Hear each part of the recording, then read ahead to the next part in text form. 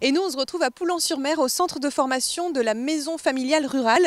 On a rendez-vous tout de suite pour découvrir leur forum sur le maintien à domicile.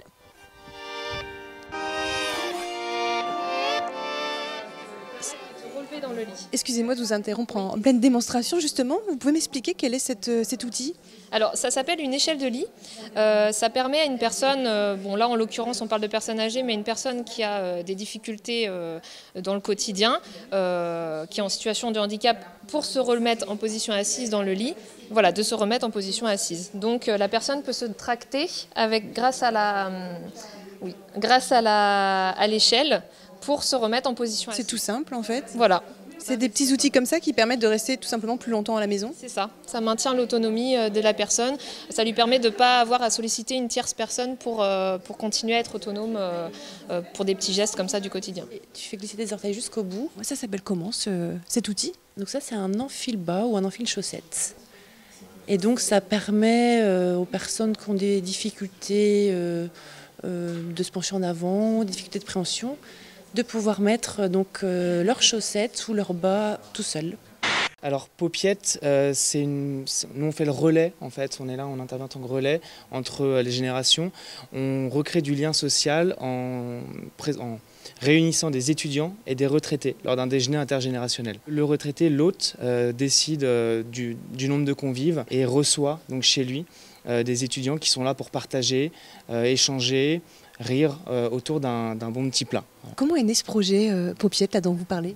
Alors à la base c'était le fait d'un constat que les retraités, il y a énormément de retraités qui sont isolés et il y a beaucoup d'étudiants qui mangent mal. On propose aux étudiants de bien manger pour une somme qui est entre 4 et 7 euros chez des retraités qui souffrent d'isolement. Est-ce que ça marche bien alors? Est-ce que ça marche fort?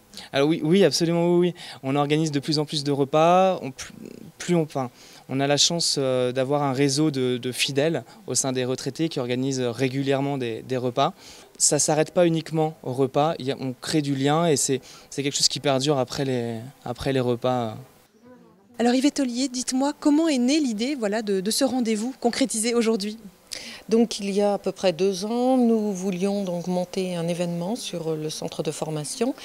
Et comme on est dans un territoire vieillissant et que nos élèves donc, font des stages auprès de personnes âgées, donc on a eu l'idée de créer ce forum. L'alimentation, l'habitat, ce sont quand même les 2 thèmes majeurs de cette journée? Oui, c'est 2 thèmes que l'on a sélectionnés au fur et à mesure donc, de nos réunions. On est tous confrontés à nos parents également qui vieillissent et on les voit vieillir et on se dit, oui, l'alimentation c'est la base, c'est la santé.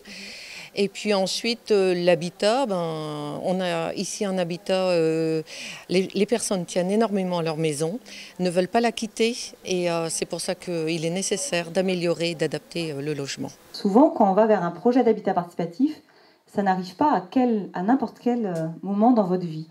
Ça arrive à un moment où vous avez envie de changer, peut-être de mieux vous retrouver. Dites-moi Anne-Marie, pourquoi êtes venue suivre cette conférence sur l'habitat participatif? En quoi ça vous intéresse? Parce que l'idée me plaît, mais parce que je suis nouvelle sur la région, donc participer à un projet collectif dans la ville où je réside, c'est pas une mauvaise idée. Est-ce que vous pensez qu'aujourd'hui, vivre ensemble, c'est une vraie solution pour vieillir mieux? J'ai mis dans le compte rendu là, que l'idée était excellente, mais c'est peut-être dû à mon âge aussi, ça me semble un peu utopique. Mais enfin, il faut espérer, peut-être des gens plus positifs que moi. L'habitat participatif, c'est pas vivre tous dans une même maison, c'est pas forcément de la colocation, c'est chacun sa partie individuelle et il y a des parties qui sont communes, partagées, comme un jardin, une salle de convivialité. Voilà, mais c'est vraiment à chaque groupe projet de mettre le curseur du partage là où il le souhaite, quoi. À quelqu'un qui n'oserait pas tout à fait franchir le pas, qu'est-ce que vous diriez? C'est quoi les atouts de l'habitat participatif? L'atout principal, il est vraiment dans l'humain, c'est le fait de choisir ses voisins, enfin de connaître ses voisins. Et d'avoir développé un projet qui soit basé sur un socle de valeurs communes. On sait très bien que quand on est bien entouré, on vieillit mieux, on est en meilleure santé, c'est prouvé. Donc surtout ne restons pas seuls. Les personnes âgées veulent souvent rester chez eux, donc on leur apporte des aides, tout ce qui est possible pour qu'ils restent chez eux. C'est ce que les personnes âgées, pendant vos stages, vous disent le plus souvent? Oui. Et quand on leur demande s'ils veulent aller en structure, ils ne veulent pas. Et alors du coup, en tant que jeune qui se destine à un métier près des personnes âgées, qu'est-ce qui te semble le plus important pour toi, pour demain? De rester avec eux, d'être au contact, d'aller les voir, quoi. Il y a des personnes qui sont tout seuls chez eux ou ceux qui sont en EHPAD, ils sont tout seuls, ils ont quitté leur famille, ils ont peut-être même plus de famille. Ils ont besoin qu'on soit près d'eux, qu'on leur apporte du soutien. En quoi le maintien à domicile est un véritable enjeu pour demain? Alors pour plusieurs raisons, c'est effectivement le nombre de structures d'accueil est limité, on en ouvre de moins en moins.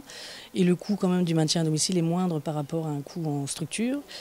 Et les gens veulent de toute façon le plus possible rester à domicile avec toutes les aides qui existent aujourd'hui. Donc c'est vrai que c'est un véritable enjeu professionnel et pour nos élèves c'est une véritable opportunité en fait.